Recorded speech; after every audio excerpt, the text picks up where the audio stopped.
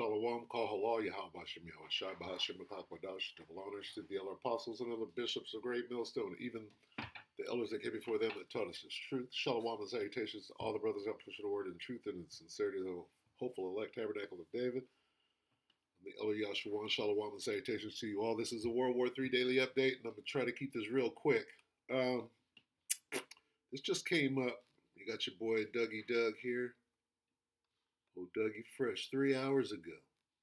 Okay, a civil war broke out. Netanyahu dragged to court and in prison questioned Douglas McGregor and whoever this is, Consuelo Cuspidor. Okay, so, okay, Netanyahu, let's read some of these comments to let you know that it's a bunch of clickbait.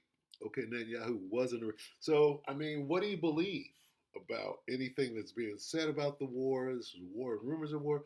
A very simple solution: stop the war, hand over Netanyahu. It says misleading titles on YouTube videos should be a criminal offense. Where's that?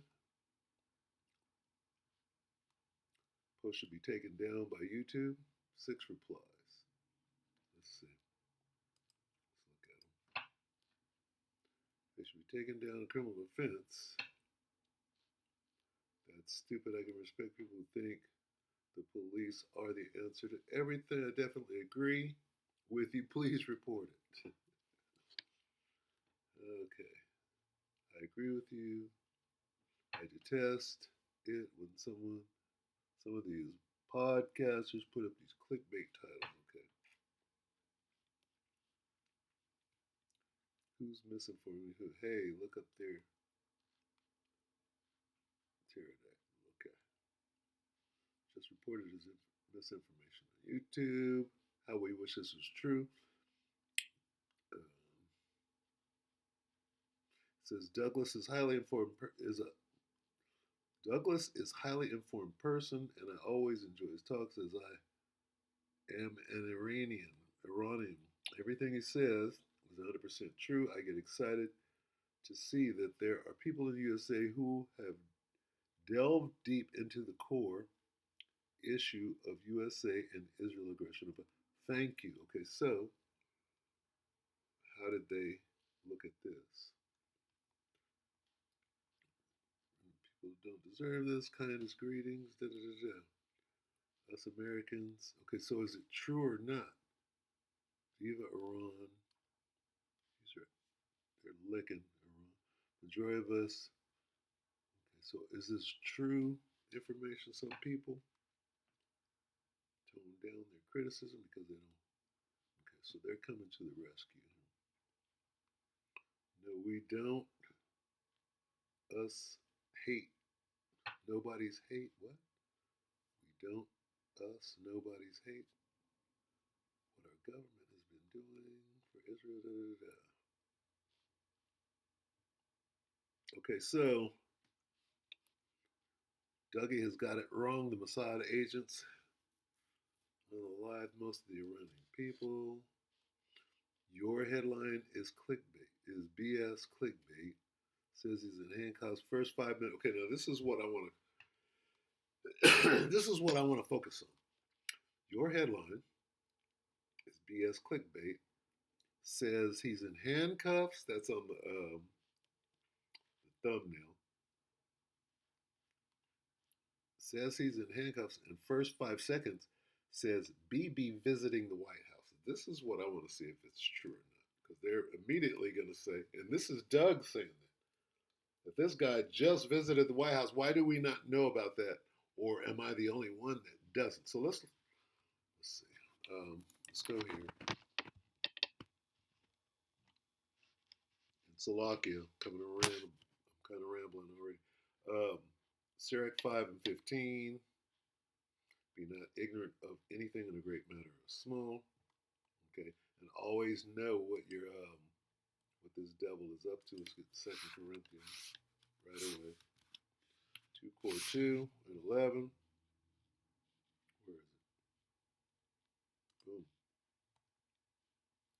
2 Corinthians 2 and 11. Let's say Satan should get an advantage of us, for we are not ignorant of his device. All right, let's let Doug talk. And he is going to say immediately Netanyahu came over here to visit Trump. What does that mean? That means they're about to strike, right? Take it away, Doug. This is kind of weird little interview, so I set it up. Don't know what to believe, right? And then we'll get ruler against ruler right after this, Lord willing. Joining me now to discuss is retired U.S. Army Colonel Douglas Macgregor, a defense and foreign policy analyst and former Pentagon advisor. Colonel Macgregor, thanks so much for taking the time to join me. Sure. It's great to have you back on the show. Now, I want to get your take on the latest here, as I know that Israeli Prime Minister Netanyahu made yet another trip to the U.S. this week for talks with President Trump. And this time, of course, amid ongoing tensions with Iran. And it seems like every time these two get together, they're plotting some sort of an attack. But in this case, you have Axios reporting that during Wednesday's 3-hour meeting, Trump said he wants to keep pursuing a deal with Iran. That was today. Okay, at 3, whatever that is. Must have been 3 hours ago because, what is it, 141 right here? So, Rather than moving to military action at this time. So, what do you make of this report? Could that be the truth, or could this also be a smokescreen for the next U.S. attack? Well, based on our experience thus far, I'm not sure we should pay much attention to the public statements that are issued after the meeting. I think we have to look at what's happening as opposed to what people are saying. And what we know is that we've got another carrier battle group that is going to steam, I guess, towards the Mediterranean. And there it was right there. Okay, if you were listening, he said, well, let's look at what we see happening. They're sending troops. What do you say, a carrier group? Another one. So what is that? and they'll take at least another 4 or 5 days to get there, maybe longer. So I think what really has happened are a number of things. First of all, I think President Trump made these threats, and people kept telling him, well, it's all fine, well, and good, but we haven't enough equipment, capability, firepower in the region. And he didn't pay much attention to that. He thought he was going to essentially bluff the Iranians into some sort of deal. Now, that was based on what he and many others in Washington saw as an opportunity to destabilize, if not overthrow, the regime based on the demonstrations. And the demonstrations need to be understood because they're not widely comprehended here in the United States. Those initial demonstrations were peaceful for about 2.5, 3 days. And they consisted of people who were saying, look, the economy is terrible, the currency is being destroyed, and we want you to do something about it. The government responded initially and said, well, you're right. The economy is terrible, and we're going to do what we can to stop it. We're going to make some payments to people and other things. And then the Israeli Mossad jumped up and launched their operation. Then it turns out that 40,000 Starlight terminals turned up, along with Mossad and CIA agents, and they began to turn this peaceful demonstration into an opportunity to attack the government. Now, they did that by passing out a lot of money to people, handing out weapons, and telling them, shoot at the police. They began attacking banks. They handed out money to what they call influencers and said, write good things about these people. Right? Not surprisingly, given the frustration with the currency, and banks were being destroyed. And finally, the government said, this is unacceptable. They had to go in and suppress it.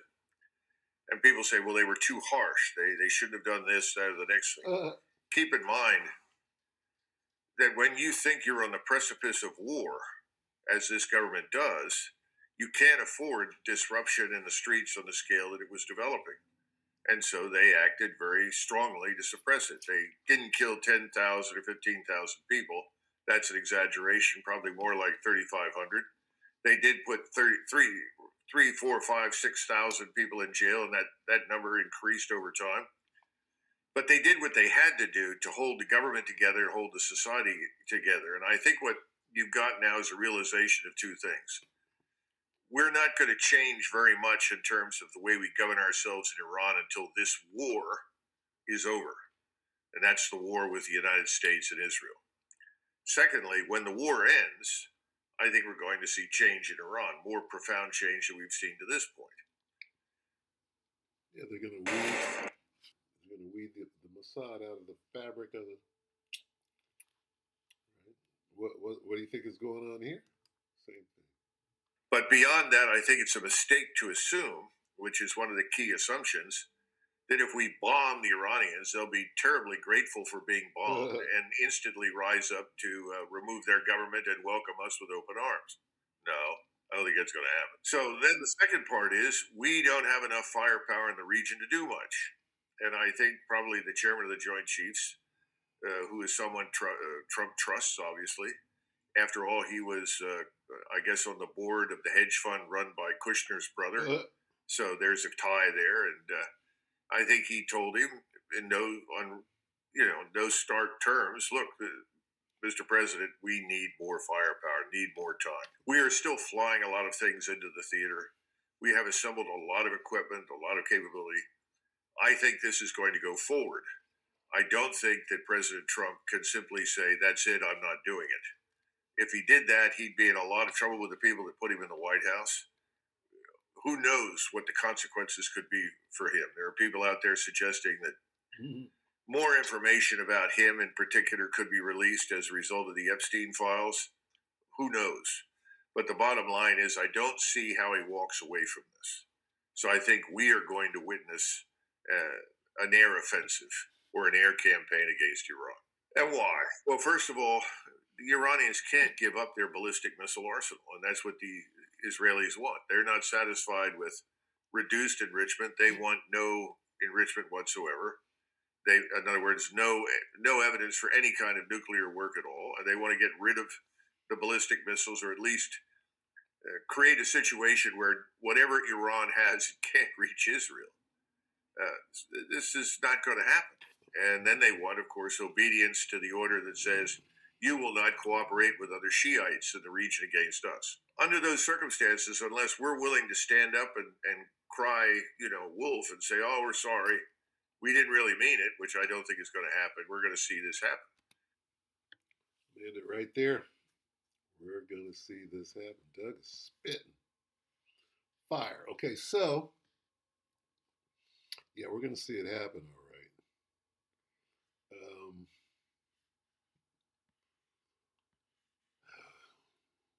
Let me get one and done. Where was I going to go with this? Let me just get Joel. Okay. Joel 3 and 2. All right. Let's get Joel 3 and 2. In the King James, and let's read it.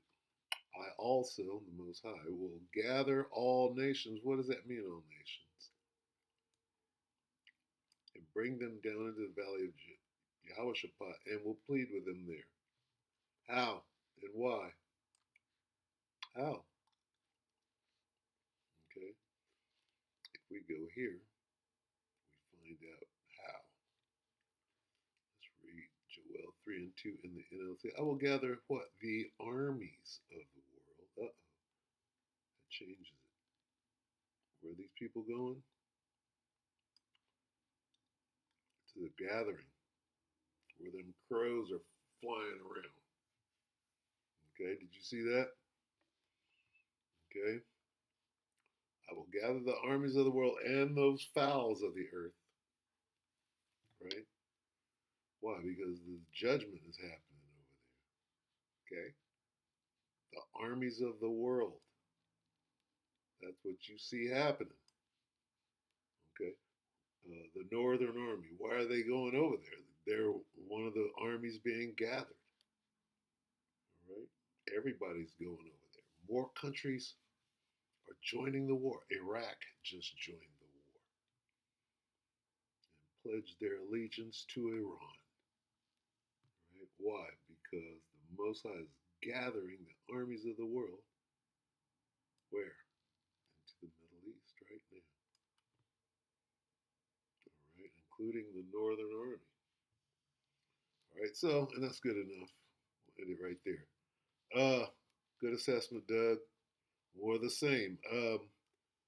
This weekend, could something happen? It depends on how quickly they get there. Okay? Might go into next week, might not be this weekend.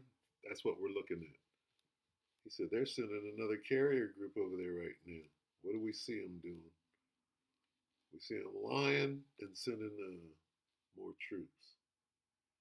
So with that, we hope the good luck ratified you, brother, and peace, Sister Shalom.